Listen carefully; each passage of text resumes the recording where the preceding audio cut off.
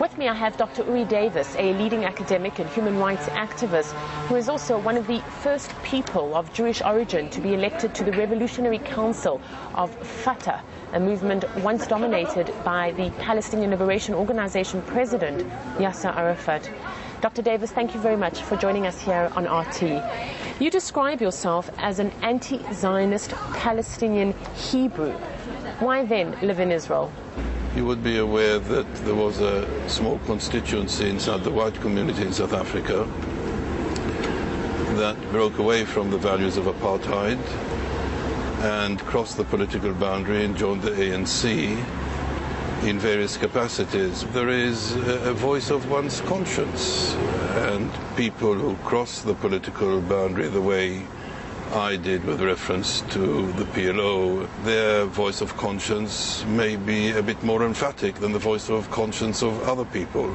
You have always compared Israel with apartheid South Africa, and yet there are important differences. Arabs who live inside Israel can vote, whereas non-white South Africans never could. At the same time, Israeli Arabs can live anywhere they want inside the Jewish state, whereas black South Africans were forced to live in townships and homelands. I did my PhD in the United States, and I'm aware of the ugliness of xenophobia and popular racism in North America. So as far as popular racism and xenophobia goes, I think official representatives of Israel are right. It is incorrect to single out the state of Israel on that basis. But that is not quite apartheid.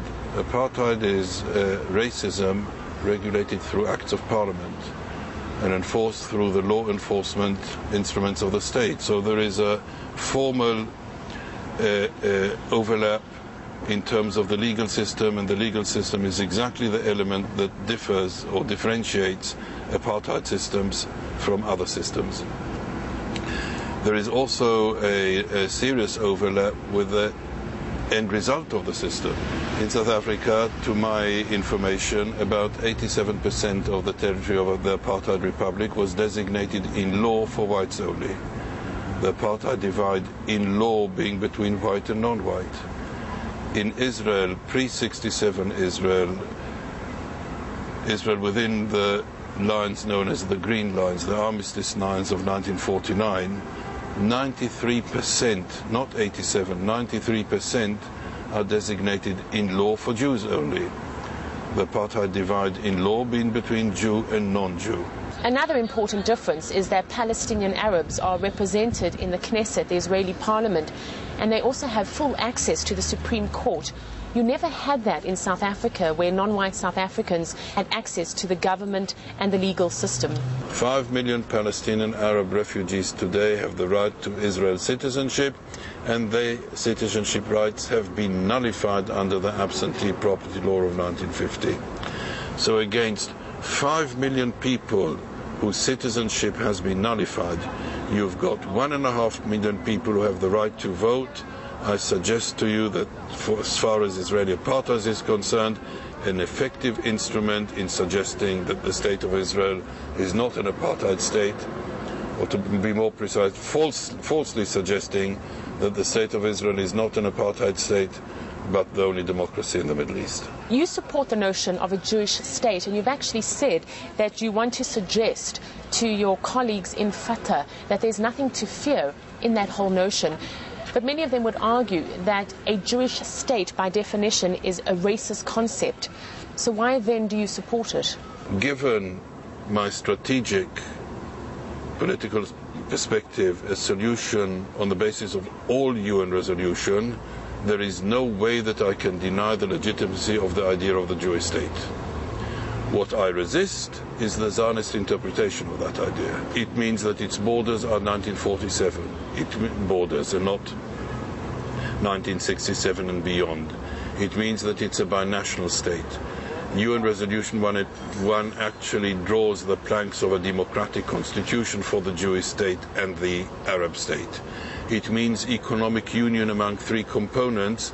To my reading, it basically means the formation of a unitary state model, something like Belgium. So why did you decide to join Fatah? Fatah was the only formation, the only movement that was at core liberal at core international and accepted membership on the basis of agreement with the mainstay of its political program. With reference to Fatah or the PLO being regarded as the enemy of the Hebrew people in Israel or the apartheid state of Israel, well, that should be analyzed, regarded and assessed again in context. The ANC was similarly regarded by the apartheid state, but it did not prevent people of conscience joining the ANC in order to liberate South Africa from apartheid. If Fatah went to war against Israel, would you support Fatah? You may be aware that international law stipulates that people under occupation and people who are people that's at the receiving end, people victimized by ethnic cleansing, have the right to resist the occupation, to resist apartheid. Apartheid is a crime under the International Convention for the Suppression and Punishment of the Crime of Apartheid through political means, educational means, cultural means, diplomatic means, as well as armed resistance. You are one of the only people of Jewish origin to be elected to such a high-ranking position within Fatah. You were placed 31st from among 600 candidates. But do you really think you can make a difference, or is your appointment merely symbolic? Until the ethnic cleansing, until the 1948-49 war, communities were not as segregated as they are under Israeli apartheid. And mixed marriages in every direction, Muslim-Jewish, Muslim-Christian, Christian-Muslim, Christian-Jewish, whatever combination, were not uncommon.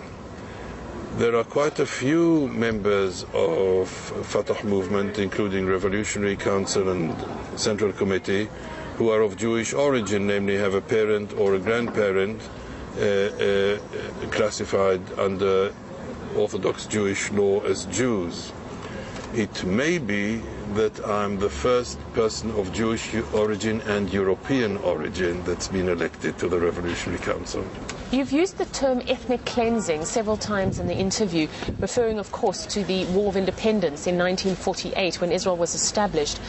But many Arabs chose to leave Israel voluntarily, and those who stayed behind were incorporated into the country, which is why we have Israeli or Palestinian Arabs today. The only difference between Haram Sayyidina Ali and Kfar Shmaryahu in 1948 and the families who stayed in Tel Aviv versus the family who left Tel Aviv in 1991 is that in the first case the people who left were Arabs, and in the second case the people who left were Jews. But many Israelis today are in the same situation. Many of them came as refugees from Europe or Arab countries, and they didn't receive any kind of compensation or any kind of special status from the countries they left behind.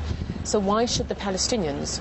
There is a significant difference, even if I'd go along with what I regard to be an inaccurate narrative, because Jewish institutions and Jewish families actually do make restitution claims for property destroyed or confiscated in the Second World War by the Nazi regime. But even if I went along with that narrative, there is one right which is not denied to them, of which you may be aware: the right of return. Second and third generation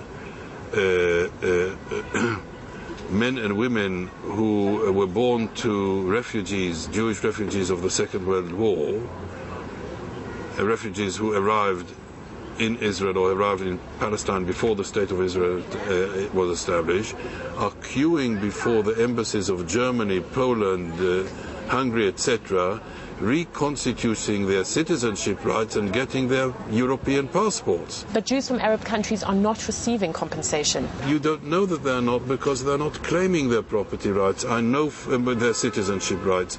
I know that a number of decades ago, Iraq and Libya at least passed laws securing the right of citizenship to Arab Jews who are now in Israel. Do you really think that Iraq or Libya would give citizenship to Jews? Why not test it? It may very well be that it's safer for Jewish families today to live in Libya or in North Africa than to remain in Israel. I mean, we are sitting on a pile of illegal